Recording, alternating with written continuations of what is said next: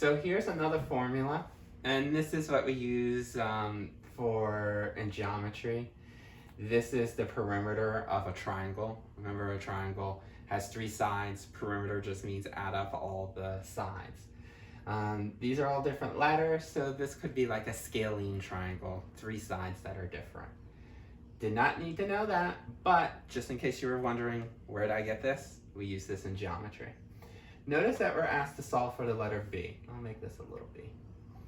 So we have an equation. We have the letter P, the perimeter, solved for. I don't want P. I want to get the letter B by itself. So then draw your line. And we got to tweak this so that we get the letter B by itself. Well, let's go back to our steps real quick. Step 1 is to simplify. Do I have any parentheses? No, I do not have any parentheses. Next, underline the variable you're asked to solve for. We know we're asked for the letter B. So let's underline the letter B. The third step is see if there's anything added or subtracted to the underlined letter. Now notice this A is added to B. Unlike the first one where it was multiplication, this one you can clearly see the operation.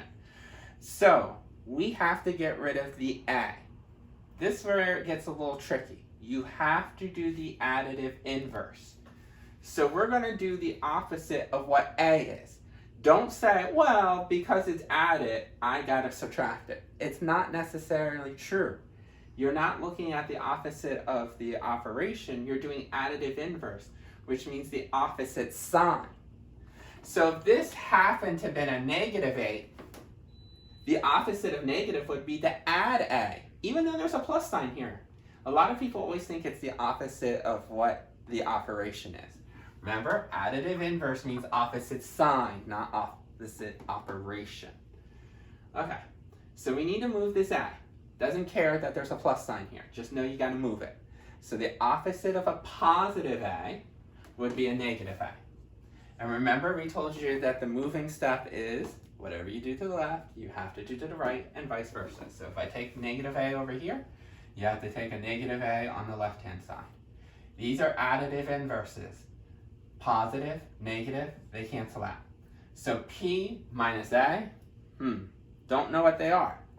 When you write subtraction problems, remember, write them going horizontally. So we're going to put the P first, then minus A. Okay? I don't want to keep it up and down vertically. Over here, we're left with B plus C. And just like we had with the moving step when we were doing regular equations, we had sometimes to move more than one item. So here, we moved the A, but we still have to move the C. Why do we have to move the C? It's because it's another item that is either added or subtracted to the underline. So the opposite of what C is, it's a positive C, then you're going to do a negative C to move it. And again, whatever you do to one side, you do to the other. Now I know some of you said, well, why did I move the A first? Couldn't I move the C first? Yes, you could have. The only reason why I moved the A is because I'm usually always going from my left-hand side to right-hand side. So I saw the A first, I moved the A first. You get into that habit in a lot of algebra. You want to go from left to right. So now that I got the opposite here, notice those cancel out because they're additive inverses. So now we only have the letter B by itself. Now P minus A minus C, again, they're all different letters, so you can't combine. So I just tack it on, and notice it is written horizontally. Right? So to get the letter B by itself, we just had to do the moving of the A and the C, and now B is by itself and all the other stuff is on the other side. Let's do another one of these types where you might have to move and also do the divorcing step. So let's give you another formula real quick.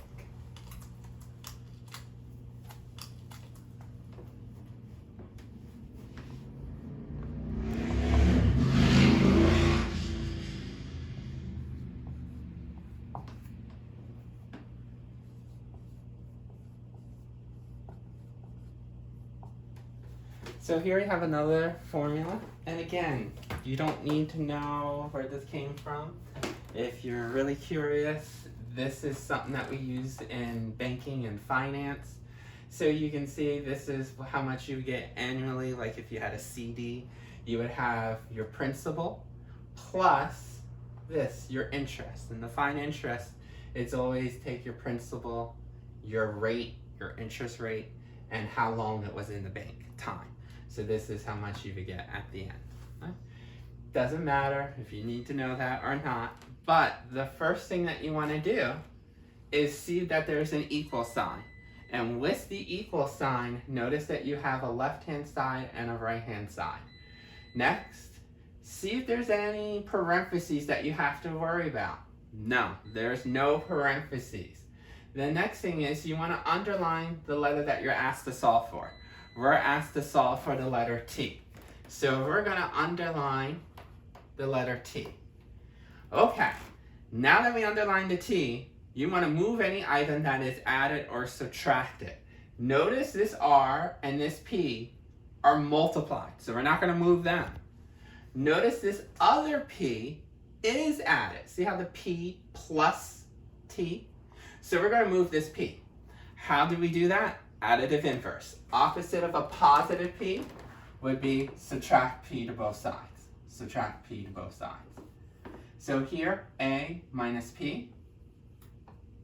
Since they're two different letters, I write them horizontally. These are additive inverses, so they cancel out.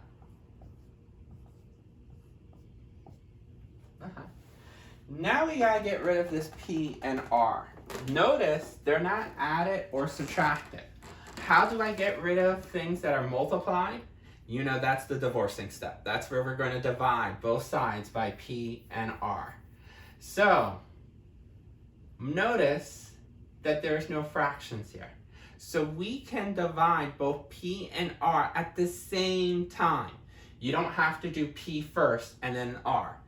If everything's multiplied, it's kind of like if this was a 3 and a 1 and this was 31, you can divide both sides by 31. We wouldn't have to divide by 1s and 30 and then the 10s.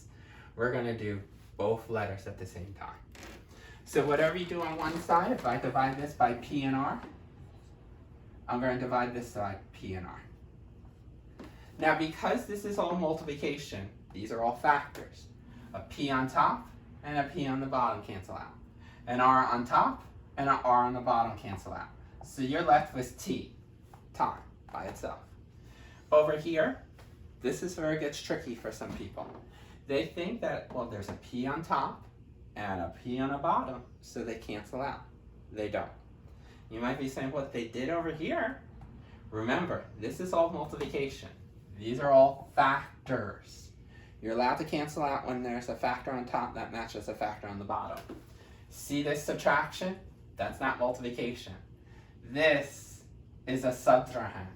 Basically a fancy word that's saying a subtraction item. Because this is subtraction, you cannot cancel out P with P. So our final answer is going to be A minus P over P R. Okay? So remember, this cannot cancel out, this can. On a side note, let's take the fraction 3/4. You might know that 3 is 1 plus 2. You might know that 4 is 2 plus 2. Even though there's a 2 on top and a 2 on the bottom, does 3/4 equal 1/2? No. So remember, when you see a subtraction sign or if you see addition sign, even though there might be an item on top that matches an item on the bottom, you can't cancel them out. So that's the reason why this is your final answer.